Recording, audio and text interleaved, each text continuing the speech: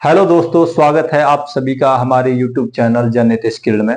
दोस्तों, आज हम बीसीबी ब्रेकर पे ये वीडियो बनाने वाले हैं। इस वीडियो को देखने के बाद आपका बीसीबी से संबंधित कोई भी ऐसा क्वेश्चन नहीं बचेगा जिसे आप इंटरव्यू में क्रॉस ना कर पाओ। दोस्तों, ये हमारी बीसीबी ब्रेकर दिया हुआ है। What is BCB? बीसीबी क्या है? इसका दोस्तों पूरा नाम, जैसा कि आप सभी लोग जानते होंगे, vacuum circuit breaker. Vacuum circuit breaker कैसे काम करता है उस सब के बारे में अभी हम समझेंगे। दोस्तों, इस ब्रेकर का हम जो यूज करते हैं वो हम एचटी लाइन पर करते हैं। एचटी लाइन, एचटी वोल्टेज हमारे दोस्तों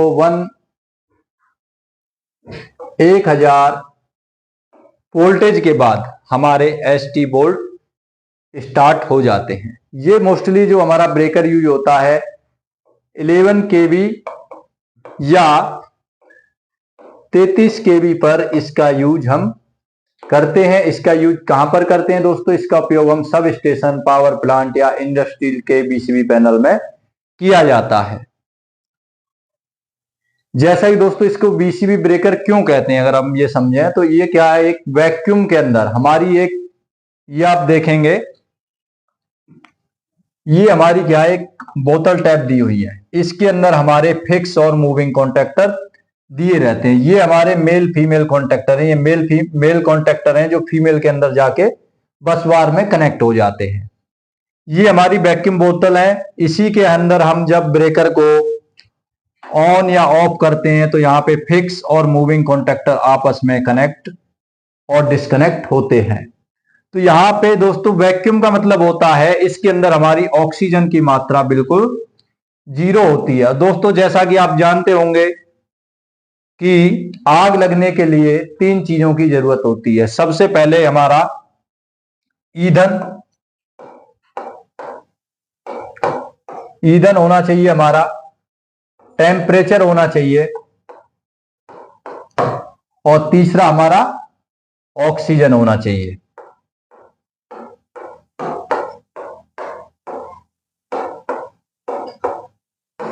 तीन चीजें जब होती हैं एक, तब वहां पे किसी भी जगह पे आग लग सकती है। लेकिन इसमें क्या है, हमारा वैक्यूम, ये जो दिख रहा है यहां पे ऑक्सीजन की मात्रा बिल्कुल क्या होती है, जीरो होती है। इसके अंदर ऑक्सीजन बिल्कुल नहीं होता है, पूरा पैक होता है।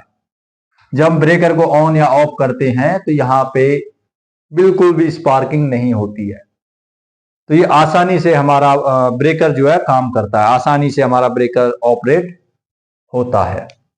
तो बीसीबी की सेफ्टी की बात हम करते हैं, इसमें कौन कौन सी सेफ्टी रिले लगी रहती है। तो दोस्तों इसके अंदर हमारी शॉर्ट सर्किट रिले होती है, जैसा कि यहाँ पे मेंशन किया हुआ है।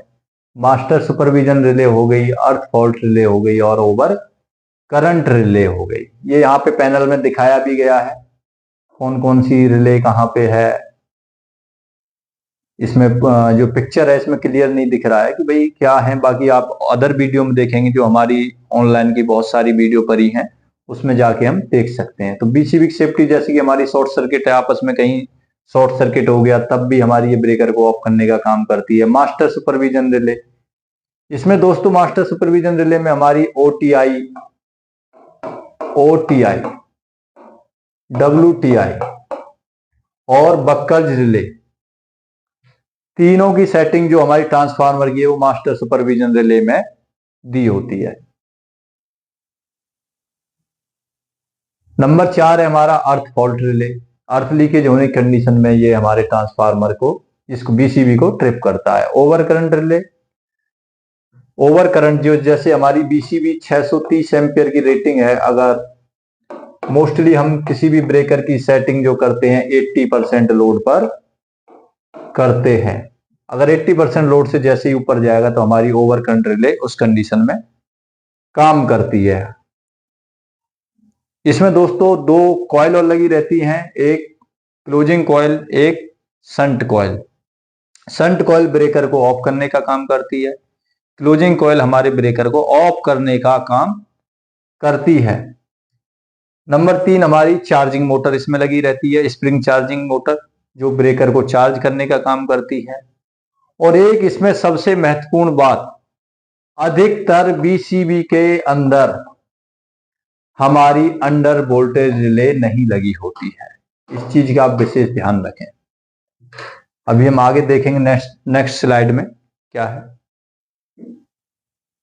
दोस्तों बीसीबी के अंदर हमारे कितने सर्किट होते हैं, जैसा कि अभी मैंने बताया भी थोड़ा सा।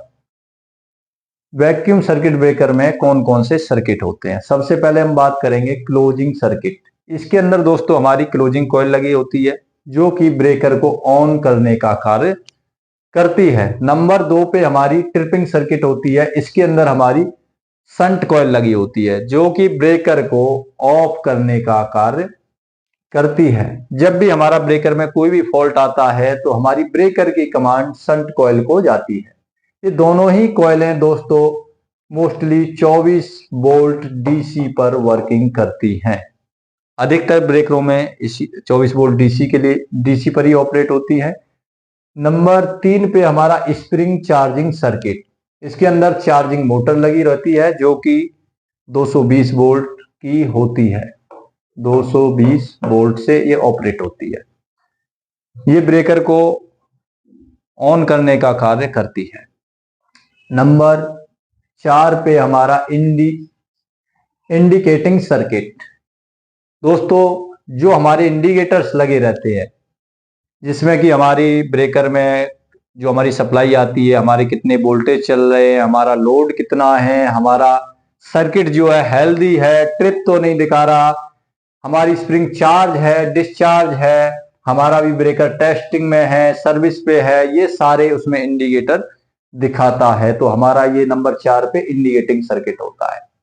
नंबर 5 पे हमारा होता है ऑक्सिलरी कॉन्टैक्ट सर्किट। दोस्तों ये क्या होता है, हमारी इंटरलॉकिंग ब्रेकर में इंटरलॉकिंग के लिए सप्लाई दी जाती है। जहां पे मोस्टली बस कपलर का यूज होता है वहां पे इंटरलॉकिंग का हम यूज करेंगे। अगर हमारी 2 या 3 बीसीबी ही लगी हुई है और बस कपलर नहीं लगा है तो वहां पर इंटरलॉकिंग की जरूरत नहीं होती दोस्तों। लेकिन कहीं पर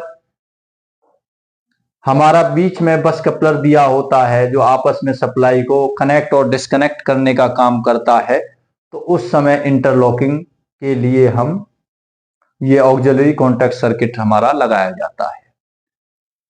नेक्स्ट अब हम देखेंगे कि भाई इसके हमारे बीसीबी के एडवांटेज क्या क्या हैं और डिसएडवांटेज क्या होते हैं।